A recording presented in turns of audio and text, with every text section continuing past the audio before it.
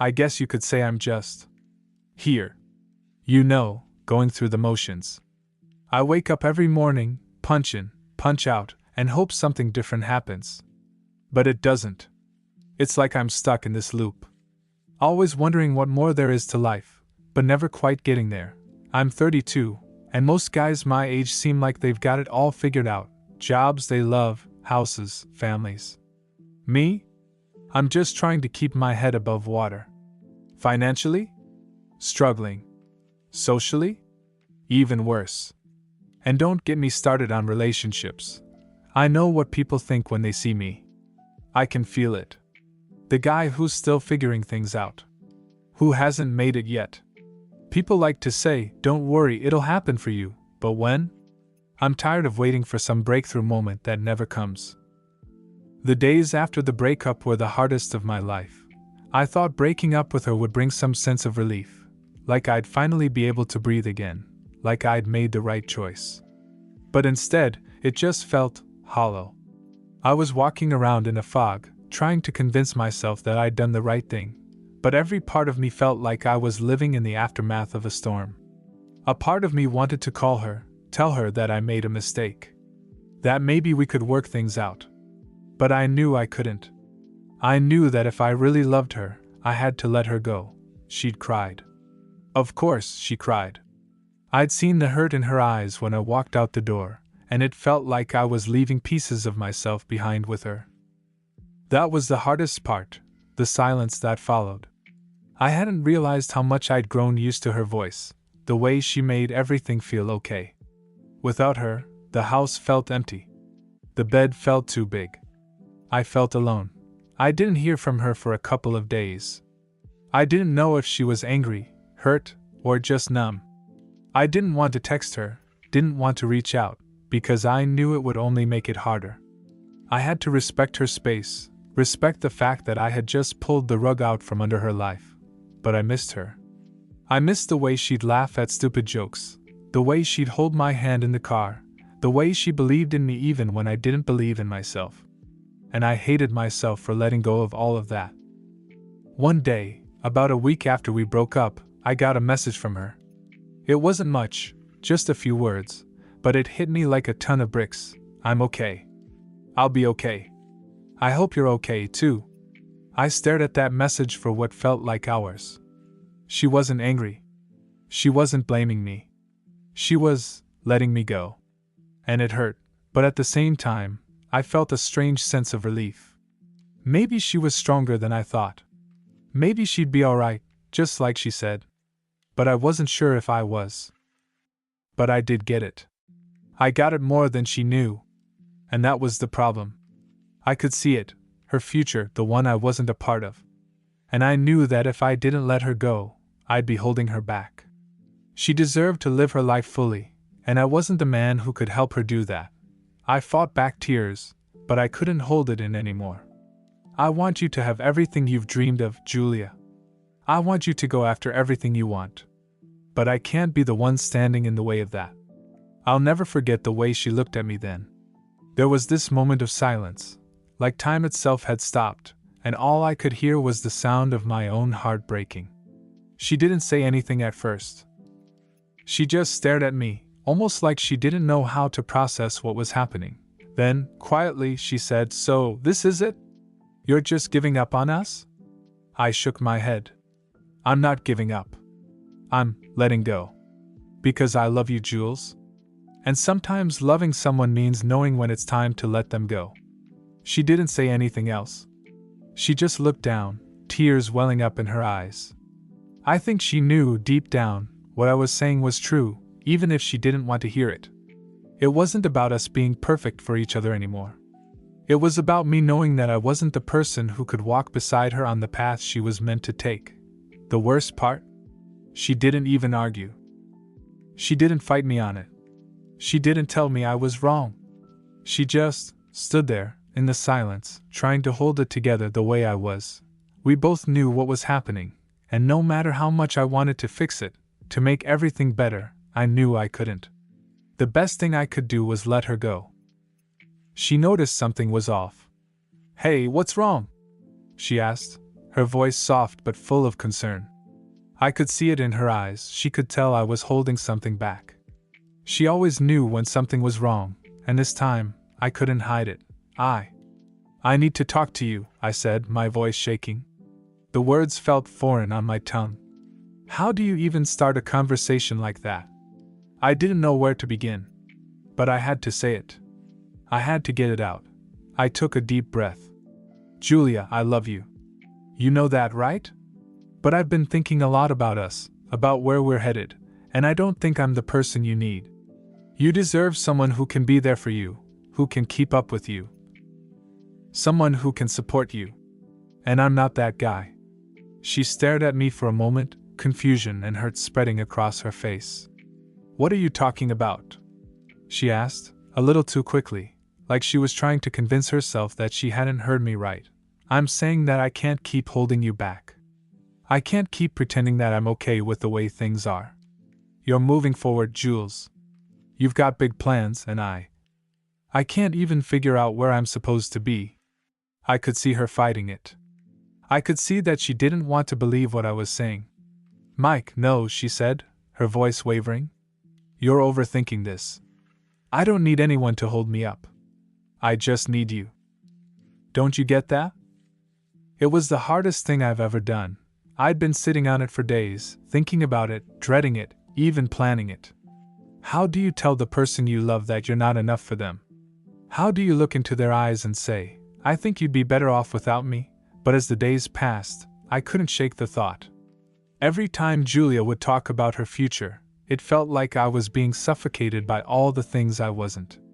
The distance between us was growing, and it wasn't just physical anymore, it was emotional, mental. I felt like I was sinking while she was soaring. And the harder I tried to hold on, the more I realized that maybe the best thing I could do for her was let go. I don't know if I was scared, or just selfish, or maybe both. But that night, I knew I couldn't put it off any longer. I had to tell her. When she walked in the door, smiling, all excited about something new at work, I felt this lump in my throat. She was so full of life, and I was standing there, on the edge of a cliff, ready to pull away from her. I kept waiting for the right words to come, but nothing felt right. Nothing felt easy. And that's when I realized, if I loved her, truly loved her, I'd let her go. Because I wasn't the guy she needed anymore. I couldn't keep pretending that I was okay with the direction her life was going, and worse, I couldn't pretend that I was okay with the way I was dragging her down with me. I think a part of me had always known this was coming. But I didn't want to face it. I didn't want to believe that the person I loved so deeply could be better off without me. I've spent so much of my life trying to hold on to things that were slipping through my fingers, afraid that if I let go, I'd lose everything. But that night, I realized that sometimes, letting go is the most selfless thing you can do. She deserves to have someone who can walk beside her through the journey, someone who can support her and make her feel like they're on the same level. I wasn't that person. I've never been that person, but that didn't make the decision any easier. It didn't stop my chest from tightening when I thought about losing her. It didn't stop me from wondering if I'd ever be enough for anyone. The hardest part was knowing that the decision wasn't really about me. It was about her future. And as much as it hurt, I knew deep down that if I really wanted what was best for her, I had to let her go. I couldn't be the anchor that kept her stuck. Not anymore. It hit me one night. I was lying awake, staring at the ceiling, and I realized something. I was holding her back. And it wasn't just a passing thought, it was a gut punch. I kept telling myself, I'm not good enough for her. She deserves more. She deserves someone who's ready to take risks, someone who's living his dreams right alongside hers. But that wasn't the worst part. The worst part was that I couldn't tell her that. I couldn't admit to her, or even to myself, that I was afraid I was keeping her from the life she really wanted. Julia had been talking about her trip to Europe again, and she was so excited. You could see it in her face, in the way her hands moved when she talked about it. I wanted to be happy for her, I really did.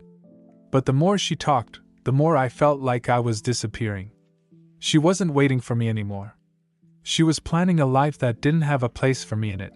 I've spent so many nights trying to convince myself that I was doing the right thing by supporting her, by telling her to follow her dreams.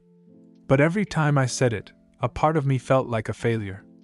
I wasn't the one who was supposed to be left behind. I was supposed to be the one beside her, building something together, not standing on the sidelines while she chased the life I couldn't offer her. I could tell she was starting to pull away, too. Not in a dramatic way, but in the way someone pulls away when they realize they can't keep pushing someone who's not moving with them. The conversation started to get shorter, more awkward. I wasn't giving her the support she needed, and she wasn't sure how much longer she could wait around for me to catch up. I'd catch her staring at me sometimes, like she was waiting for me to say something that would make it all better. But I couldn't. I couldn't give her that reassurance, that sense of security. All I could do was apologize for not being where she needed me to be. And then there were the nights when we'd go to bed, and instead of talking about our day, we'd just lie there in silence. She'd turn over to face me, and I'd feel the distance between us. I'd try to hold her, to find some comfort in the physical connection, but it wasn't the same. It felt like she was there, but not really. And I wasn't sure if it was because I'd stopped being the person she was looking for, or because she was already preparing herself to leave. I started wondering if maybe I was just a placeholder. Someone to fill the gap until she found the person who could keep up with her. Someone to be there until she realized she needed someone who had his life together, someone who could match her ambition. It wasn't a sudden shift, not some big fight or moment of betrayal. It was subtle, quiet, like two people slowly drifting apart. But the more I thought about it, the clearer it became. This wasn't just about me not being able to keep up with her dreams. This was about me not being able to keep up with my own life. It's funny how the little things add up. At first, it was just the way she talked about her dreams. But over time, I started noticing more things. The way she'd talk about moving to New York like it was a done deal. The way she'd get excited about her next adventure, and I'd just sit there, pretending to share her enthusiasm while my stomach churned. The conversation started to feel like a performance. She'd tell me about all the opportunities that were opening up for her, and I'd nod along, like I was invested. But inside, I felt like a fraud. I wasn't proud of where I was. How could I be? I didn't even know how I was going to pay next month's rent, let alone support someone's big plans. She'd ask me about my day, and I'd tell her it was fine. Same old, and I could see it in her eyes. She'd look at me, trying to find something in my response, something more than just the usual routine. But there was nothing. I wasn't giving her anything to work with. And deep down, I knew she could see it too. I wanted to be excited for her. I wanted to be the one who cheered her on, who told her, "Go for it, babe. Take that job, go to Europe, do whatever makes you happy." But every time I said the words, they felt hollow. I was saying it because I knew that's what I was supposed to say, not because I truly believed it. And that made me feel worse. She's been talking about this career opportunity, the one in New York, and it's obvious to me that it's something she's wanted for a long time. She's already imagining herself there, in a new city, living her dream. And all I can think is, where does that leave me? I want to support her, but I also know the reality of it. A part of me wonders if I'll be holding her back. I know it sounds ridiculous. I'm her boyfriend, I'm supposed to be there for her, right? But sometimes, I can't help but think that if she really wants to go after everything she's dreamed of, she's going to need someone who's as driven as she is. Someone who isn't me. She doesn't see it though. Or maybe she does, but doesn't say anything. She doesn't know the kind of panic that runs through me when I hear her talk about moving to a new city, or the guilt I feel because I'm not in the position to just pick up and go with her. Hell, I don't even know if I could. But what kills me is that she deserves someone who can keep up with her. She deserves someone who has the confidence to chase the same big dreams she has, and I'm not sure I'm that guy. It's like every time she mentions her future, I'm reminded of how small my own life feels.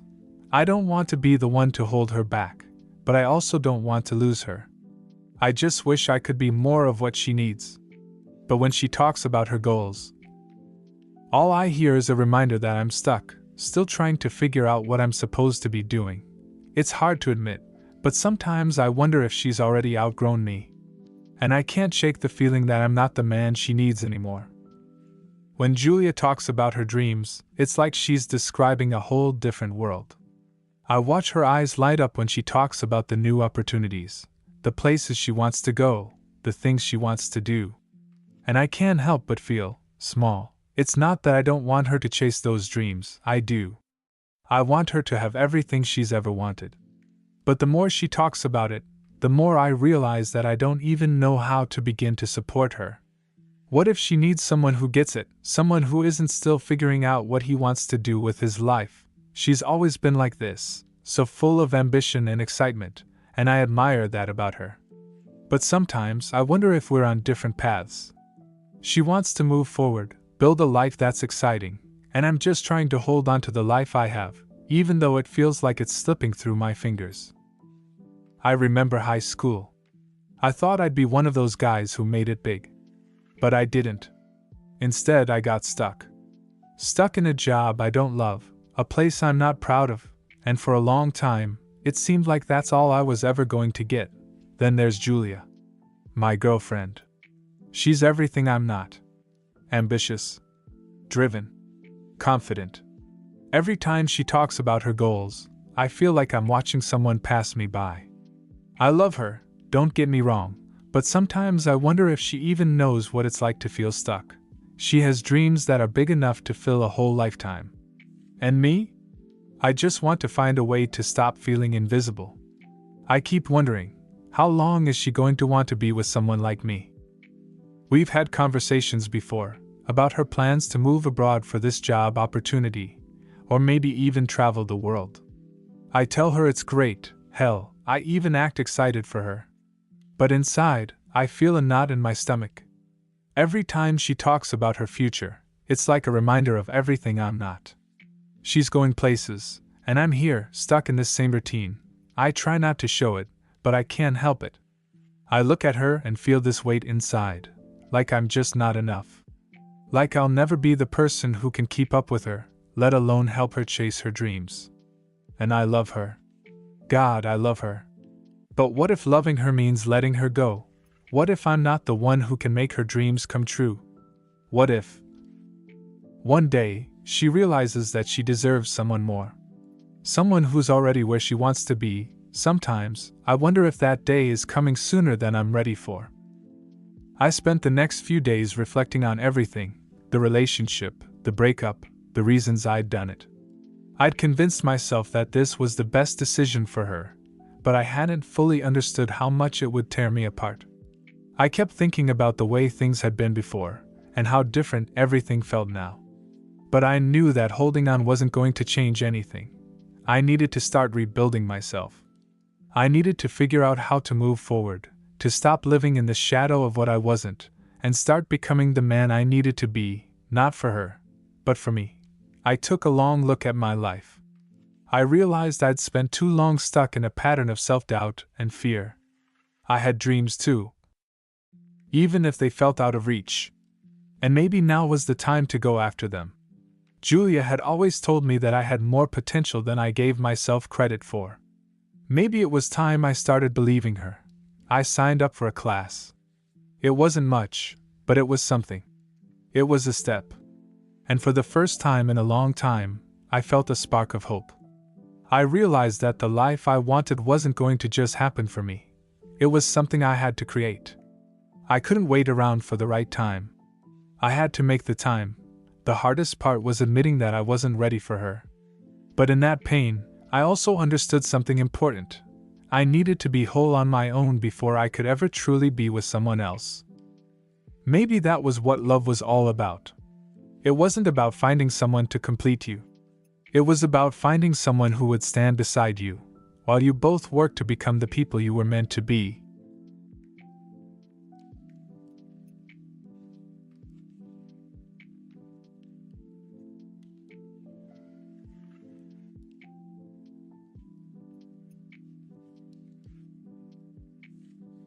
It's funny how time has a way of shifting things.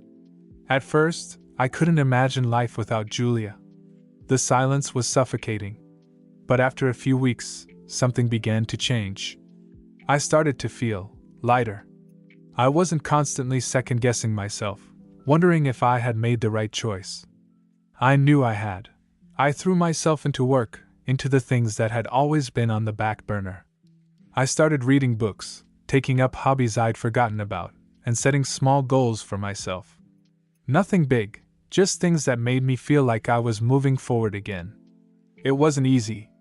There were days when I'd think about Julia, and the pain would come rushing back. But then I'd remind myself of why I'd done it. I was learning how to be okay on my own, and that was the most important thing. One afternoon, a few weeks into this new routine, I got a text from a mutual friend of ours. It was a simple message, just checking in, but it hit me in a way I didn't expect. "How's everything with you and Julia?" she asked. For a second, I didn't know how to answer. It felt like a lifetime ago. I thought about it for a moment, then typed out, "We're both moving forward." It was hard, but it was the right decision. And it was.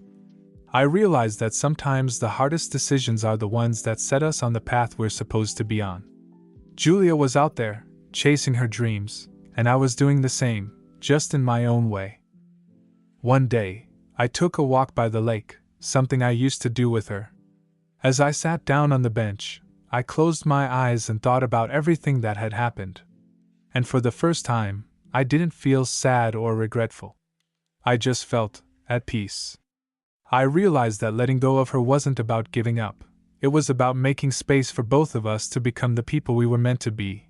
And maybe, just maybe, that was the true meaning of love, knowing when to let go and trusting that both people will find their way, even if it's apart. Months passed, and I started noticing something inside me shifting. The emptiness that had once felt unbearable was no longer there. Instead, there was this quiet confidence growing within me. I was becoming someone I could be proud of, not because I had it all figured out, but because I was finally doing the work. One night, I was sitting at my favorite bar, having a drink by myself, when a woman at the next table caught my eye.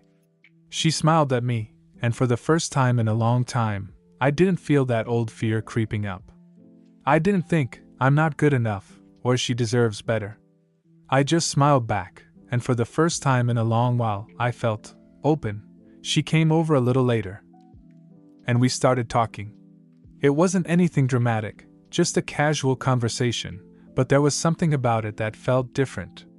Maybe it was because I wasn't trying to impress her or live up to some ideal of what I thought I should be.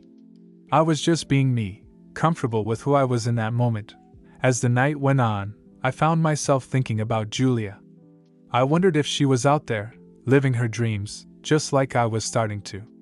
I knew our paths had diverged, but I also knew that the space I'd made in my life for new things was real. And maybe, for the first time, I was ready for whatever came next, not just in relationships, but in life. I'd spent so long trying to be someone I wasn't. But now I was starting to understand that being true to myself was the key to moving forward. A year had passed since the breakup, and it felt like a lifetime ago. When I looked back, I couldn't help but feel a deep sense of gratitude for everything I had learned. The pain had faded, and what remained was a quiet understanding that the choices we make, even the hardest ones, shape us into who we're meant to be. I was sitting on my balcony one evening, looking out over the city, when I got a message from Julia. We hadn't really spoken much since the breakup, just the occasional text or update on social media, but this felt different. She wrote, "I've been thinking about you. I just wanted to say thank you for everything. I hope you're doing well." I stared at the screen for a long time. I thought about how far we'd come, how far I'd come. We had both moved on, in our own ways, and I realized that letting go of each other had been the best thing for both of us. I typed back, "I'm glad to hear from you. I hope you're doing great." "I'm doing well. Thank you too." I wasn't holding on to the past anymore. I was proud of how much I had grown, how much we both had grown. And the best part was that I knew now that love wasn't about holding on so tight that you suffocate the other person. It was about giving them the space to become who they needed to be, That's the lesson I learned. Sometimes, the hardest thing to do is to let go. But when you do, it opens up space for you both to grow into the people you're meant to become. And that's when real love happens, not when you try to make it fit, but when you let it be what it's meant to be. As I sat there, looking out over the city, I realized that the future was full of possibilities. I didn't know what it held, but for the first time in a long time, I felt ready to meet it head on.